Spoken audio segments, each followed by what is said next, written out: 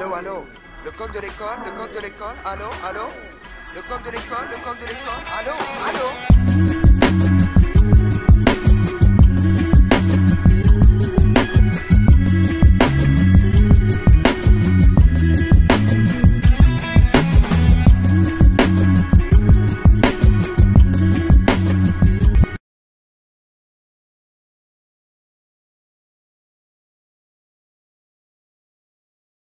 Bomani Jones. I got 10 reasons, count 'em, 10. Just like you got those big hands with the long fingers that take up the whole screen on ESPN, I got 10 reasons that you out of your mind for what you said. To clarify before I get started, what you said was the most overrated rapper of all time is Guru of Gangstar. And even though I don't agree with that, you said that if it wasn't for DJ Premier's beats, then Guru wouldn't even be a factor. He wouldn't even be considered. That's cool for you to have that opinion. Ain't nobody gonna stop you from having your opinion.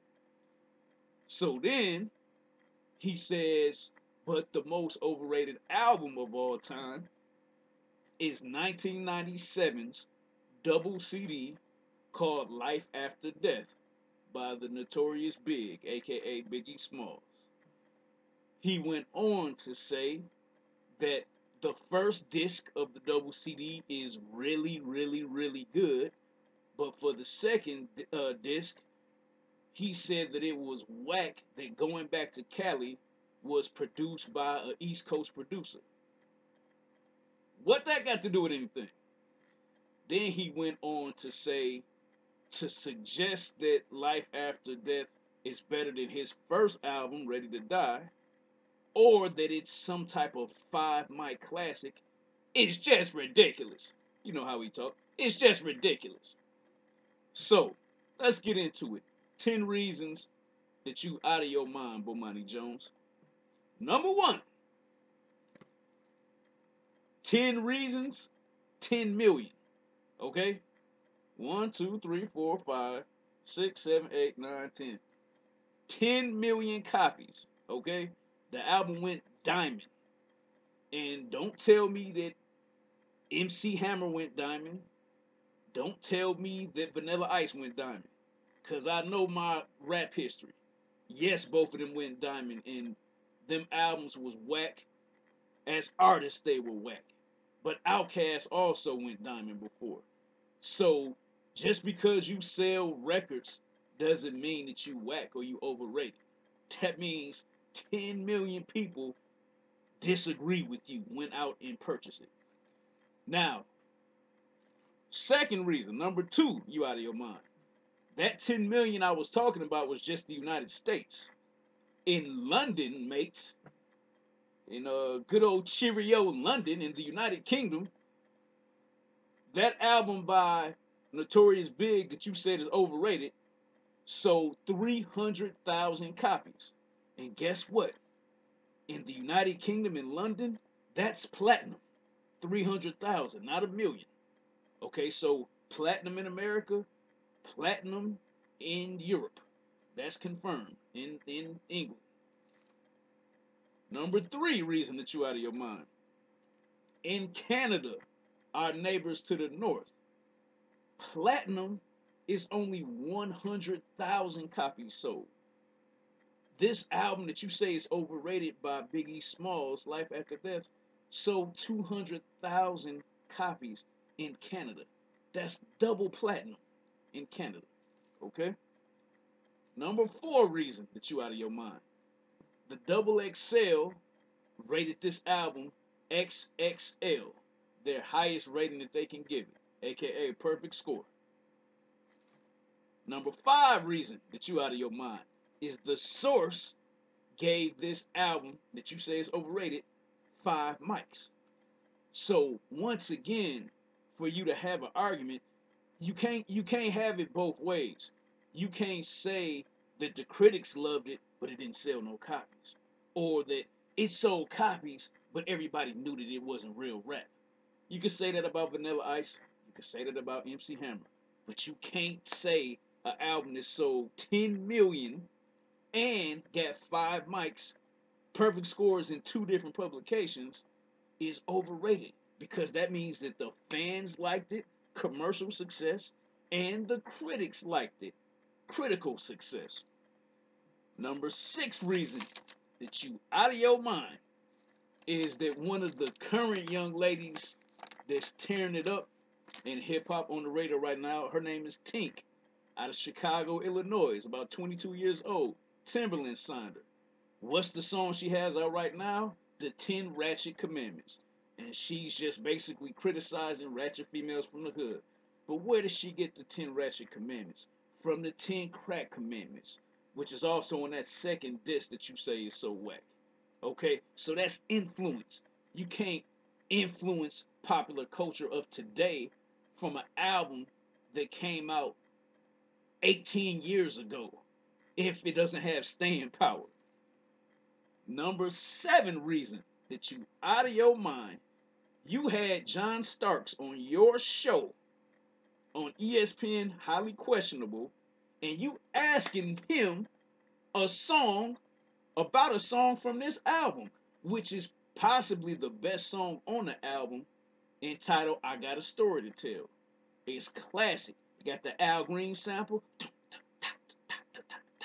You know, got the violins, the little horns, the harmonica, whatever that sound effect was, that musical instrument. And he told a story about messing around with an NBA player's wife, and he had to stick up the NBA player when the NBA player came home. You asking John Starks, is the story true, or does he know who the story is about? On your show this year. So how can an album be overrated if it penetrated pop culture so much that you asking about urban legends that started from the album? Number 8. Now I got some physical evidence. For you to claim that this is the most overrated album of all time, my man, you don't have any comparative analysis. You didn't give us an example of anything else that should be rated lower than that, or that is undisputably higher than Life After Death. So, reason number 8 why you crazy is right here. Yeah, you see that? Puff Daddy and the Family, No Way Out. This would easily qualify as the most overrated rap album of all time. You know why? Because it sold a lot of records and it won awards, and it was garbage. Only had 4 good songs on it, and out of those 4 songs, Biggie, the lyricist that you say is so overrated, was on 3 of those songs. Okay, so basically Biggie saved the album with his 3 appearances. Number 9 reason that you out of your mind for saying that Biggie Small's second album is the most overrated of all time. What about this dude? Hmm? You ain't afraid to criticize white people, is you? Is that what's going on, Bomani? Is that what this is really about? Because you know that Eminem has not had perfect albums every time he come out. And even though his albums haven't been perfect every time he come out, he sell a whole hell of a lot of albums every single time. That's commercial success. That would lead to at least 1 or 2 of those albums being a little overrated. Because we know that Eminem doesn't make songs where every single song is fire. He's just an outstanding lyricist. But he's never really made an album where you can say every single song is just OC. And you really don't have an album per se with Eminem that you say is classic. You know what I mean? You say classic lines that he says in just great lyrics, but Eminem isn't really known for having an album that's a classic. So how can you say that Eminem doesn't have any albums that's basically shouldn't be in the overrated category more so than Biggie? So that was reason number 9. Reason number 10 You said this album, get a good look at it. This album, which is a classic, is better than Life After Death. And I sorely, sorely disagree with you. Just like LeBron James won Rookie of the Year in 2004, he got MVP 2008.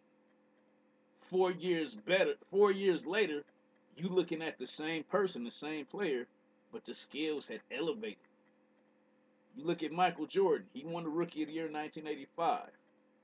But by 1991, 6 years later, he won the NBA MVP and the NBA Finals MVP. Won his first championship. It was the same dude, but the skill level elevated. It just got better. That's what happened with Biggie, man. Listen to Hypnotize, man. Those lyrics is incredible, and that's a commercial song. Then um we already talked about I Got a Story to Tell. Kick in the Door. You know, I mean, come on, man. I don't know where you get off with this, but I said my piece. I know that the people are with me and agree with me. Bomani Jones, you are the biggest loser. Donkey of the day. But I still respect your intelligence. I still respect what you're doing on ESPN. But you lost this one.